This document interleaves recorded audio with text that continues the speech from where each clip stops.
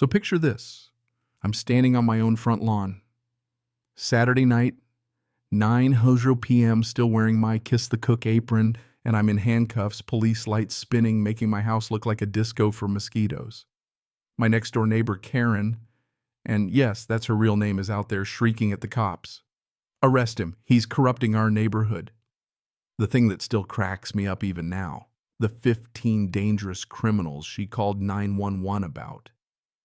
Yeah, they're off-duty cops from my department, standing around my grill eating my burgers and trying not to spit out their beer from laughing too hard. I'm just standing there in cuffs watching my HOA president lose her mind in front of half the police force.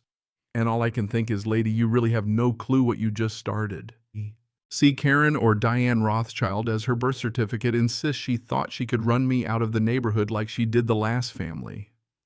She had no idea that I'd spent 2 years in my last house documenting every little scam she ran, every dollar she funneled to her own husband's company, every rule she twisted, every dollar she squeezed out of retirees and young families.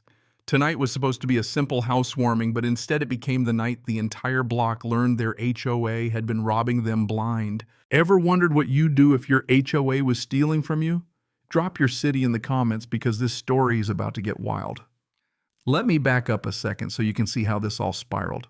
3 months ago, I was just Garrett Holloway, 34, recently divorced and flat broke after the world's most expensive breakup.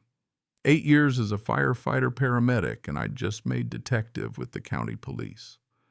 With what was left after the lawyers, I scraped together a down payment on a modest 3-bed ranch on Maple Street in Willowbrook Estates. Place wasn't fancy, but it was mine after 6 months in a shoebox apartment that smelled like cat pee and cigarettes. Just having my own garage felt like I'd hit the Powerball. That's when I met Diane Rothschild, and let me tell you, this woman could make paradise feel like Rikers Island. Picture the worst HOA president you've ever heard of, then give her a law degree, a husband who sells insurance, and a perfectly lacquered helmet of blonde hair that wouldn't budge in a tornado. She's been HOA president for 3 straight terms, lives in the biggest house on the corner, drives a Lexus, and walks around with a clipboard like she's the Queen of England doing a royal inspection. Moving day. It's July, hotter than Satan's sauna. My shirt glued to my back, and the whole neighborhood smells like a mix of diesel exhaust and freshly cut grass.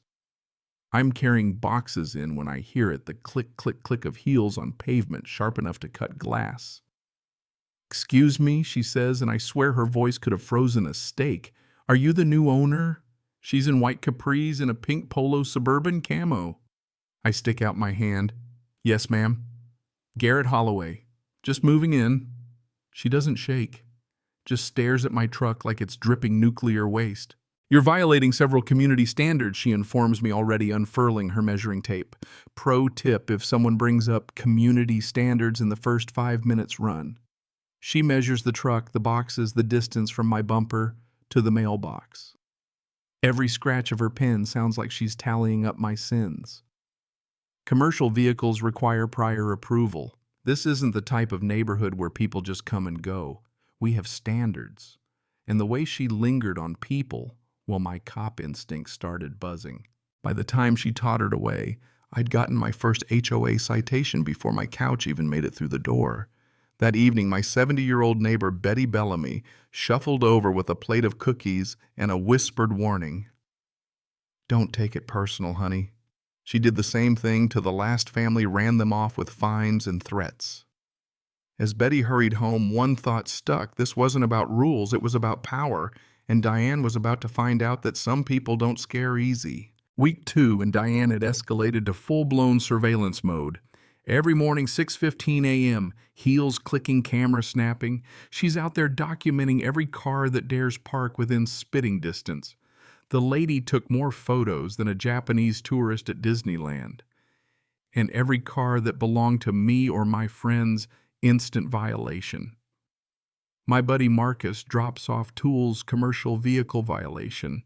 Detective Santos pops by to swap case files, unauthorized overnight parking, even though she left at 10 p.m. But Tom Bradley across the street parks his landscaping trailer every weekend, Radio silence from Diane.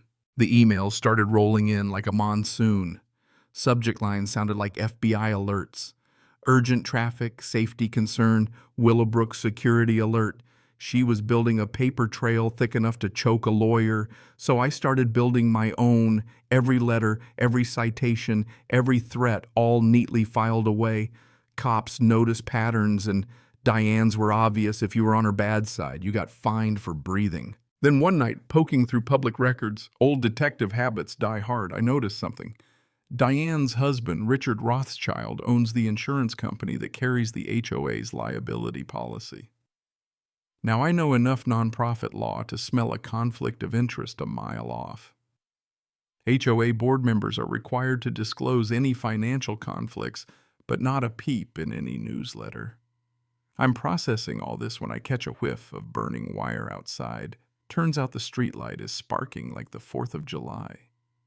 And who materializes in the shadows, Diane holding a folder so thick you could use it as a doorstop. "Mr. Holloway, I need to discuss your ongoing violations," she says, silhouetted in the flickering light like some Tim Burton villain. She starts rattling off citations, and I interrupt. "Actually, I've been reading the covenants, too. And some public records. Funny how your husband's company has the HOA insurance contract. Wonder what the neighbors would think about that." For a second, her face cracks, then she recovers. "This conversation isn't over, Mr. Holloway." "No, ma'am. I don't think it is." The next day, I get a certified letter emergency board meeting Friday night, agenda pattern of violations and community safety concerns, 412 Maple Street. That's me. I spent the next night making copies of everything. Tom's landscaping trailer, no citations. The Johnson boy rebuilding a motorcycle, nothing. Mrs. Peterson's Bridge Club, 8 cars every Thursday, totally fine. But a paramedic visits me for 10 minutes and suddenly it's DEFCON 1. Friday rolls around hotter than Hades. And I'm in the rec center, smells like old coffee and crushed dreams, sitting with my folder while Diane presents her case. When she finishes, it's dead quiet, except for the lights buzzing overhead. "Mr. Holloway, do you have a response?" the board president asks. I stand up, feeling like David about to clock Goliath with a spreadsheet. I lay out the evidence, photos, dates, citations, color-coded charts. Here's Tom's trailer, parked every weekend, 0 violations. Here's the Johnson Kids Project, 0. Mrs. Peterson's Bridge Club, nothing. But my house citations every week. The board members lean in, some actually smiling. Then I go in for the twist. "By the way, state law requires board members to disclose financial relationships, Diane. Care to explain why your husband's company has the HOA insurance contract?" Diane sputters, the color draining from her face. She tries to fight back, says I'm deflecting, that my friends are a public nuisance. She starts hinting pretty blatantly that certain elements don't belong here. Yeah, those elements are off-duty cops and paramedics. Janet Walsh, the retired teacher on the board, pulls out her phone, checks the law, and says deadpan, "This should have been disclosed years ago." The meeting ends in chaos, Diane storming out, whispering, "You think you're so smart, we'll see about that." The next week, Diane goes nuclear. She's out there in black pants measuring the grass with a ruler, crawling around my driveway for cracks, checking mailbox paint for color compliance. By Wednesday, my mailbox is crammed with citations: grass too tall by 0.7 inches. Mailbox paint color variance, trash cans visible for 12 minutes instead of 10. Fines stack up $50, $75, $100. By Friday, I owe over $400 for daring to exist in her kingdom. But now she's working the neighbors door to door, whispering in corners, making sure everyone's afraid to be seen with me. Folks cross the street when they walk their dogs. Even Tom looks nervous. Saturday morning, Betty shuffles over, eyes darting. "Honey, she's telling people you're running drugs. Says those police cars are here for something shady." My jaw drops. She's what turns out Diane's got the neighborhood convinced I'm public enemy number 1. So I dig up real crime stats. Turns out break-ins have dropped 18% since I moved in. Go figure, having a detective on your street helps. Then Sunday, I find Diane's masterpiece taped to my door citation for unauthorized landscape modification. My crime, putting a $12 bag of decorative rocks around the flower bed. Fine $650. Remove them in 15 days or face legal action. That was it. Time to fight back. I called the county records office, dug up the original 1994 HOA covenant's max fine, $25 period.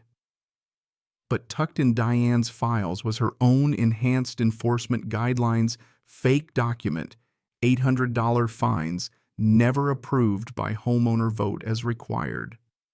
She'd been running an illegal extortion racket for years. Adding it up, Diane had squeezed nearly $22,000 from 30 families in 5 years, every dollar legally laundered through her husband's company, Willowbrook Property Solutions. Time for a reckoning. Betty was my first recruit.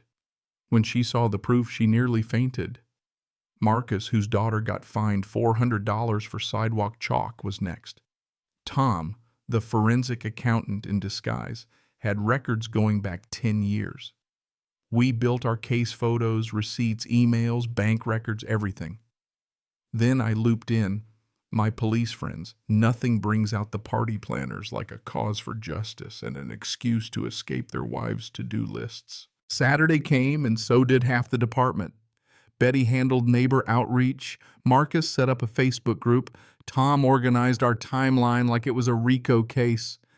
And then Channel 7's Jennifer Mills, the queen of investigative reporting, jumped at the invite to cover the suburban scam of the year.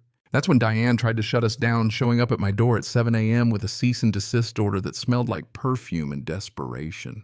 Ma'am, I've read the covenants. There's nothing in there about barbecues or backyard burgers. She tried to play hardball, even threatened to call the police, so I told her, you should definitely do that. Sure enough, she did. By noon, my block looked like a law enforcement family reunion, cops everywhere, neighbors carrying covered dishes, Channel 7 news van rolling up. Diane sitting in her lawn chair, clipboard in hand, documenting every breath. Then comes her 911 call, claims there's a gang gathering, wants everyone arrested. Patrol cars show up, realize it's half the department, and one officer laughs so hard he nearly drops his radio. That's when Channel 7 goes live, cameras rolling as Diane storms across the street, shrieking about undesirables, ranting that I'm turning the place into a slum. Betty appears with her poster board, 5 years of illegal fines, names, amounts, the works. Marcus steps up, his little girl clinging to him. Mrs. Rothschild, you fined me $400 because my daughter drew flowers on our sidewalk. Tom drops the bombshell, $22,000 in fraudulent fines, all laundered through Diane's husband's company. The crowd, now 40 strong, is dead silent until Diane loses it. Some people never belonged here, she shrieks, dropping the mask at last. Detective Santos flashes her badge, tells Diane to watch her next words. But Diane is beyond reason. She calls 911 again, this time on 6 police officers on live TV. Officer Johnson nearly doubles over laughing. Ma'am, you're calling the police on the police about police eating hamburgers at a police officer's house. The neighbors erupt. Diane's empire of fear finally crumbles. Jennifer Mills gets the scoop, $22,000 in illegal fines, fake enforcement schedules, no homeowner vote money funneled to Diane's own family. Within days, the DA is on it. Lawsuits fly. Diane and her husband plead no contest, pay restitution plus damages. Betty's elected HOA president and starts monthly potlucks. First order of business, any fine over $25 needs board approval and written explanation.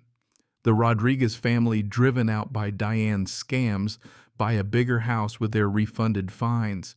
And Willowbrook Estates becomes the kind of place you actually want to live. You know what the real twist is? All it took to break 5 years of fear was neighbors talking, really talking to each other, telling their stories, sharing their receipts, refusing to stay silent. Bullies only win when good people keep quiet. 3 months later, a new family moves in, twin girls drawing chalk art on the driveway, no one stopping them. When they ask nervously about rules for kids' activities, I hand them the real covenants, $25 max fine. And trust me, nobody's messing with your chalk. We started a scholarship fund with the leftover restitution, $1,000 a year, to a local grad going into public service. Because sometimes the best way to honor justice is to help the next generation learn to fight for it. So, if you're dealing with HOA tyranny, document everything. Know your rights. And remember, you're not alone. Got your own HOA horror story? Drop it in the comments. Let's hear how you fought back. Because justice is best served with a side of burgers, a cold beer, and a community that finally stands together. And if this story hit home, made you laugh, or gave you hope, hit subscribe.